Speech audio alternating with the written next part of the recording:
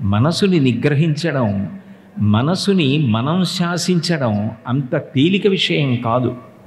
ఎప్పుడూ ధర్మచట్రంలో ఇమిడేటటువంటి విషయములను మాత్రమే మనసు ప్రతిపాదించదు.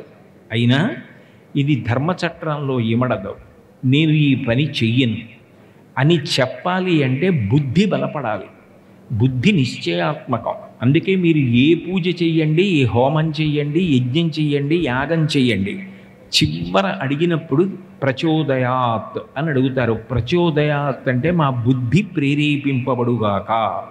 బుద్ధి సక్రమంగా ఉందనుకోండి, మంచి నిర్ణయం చేస్తుంది. మంచి నిర్ణయం చేస్తే మంచి కార్యం చేస్తారు. మంచి కార్యం చేస్తే కీర్తివంతులవుతారు. అట్లా ధర్మమునకు కట్టుబడితే శ్రియం అంటారు. అంటే నాకు కేవలం సుఖపడడం కాదు, అది ధర్మచట్రంలో ఇమిడినది నేను చెయ్యాలి. సుఖపడవద్దని శాస్త్రములు చెప్పలేదు.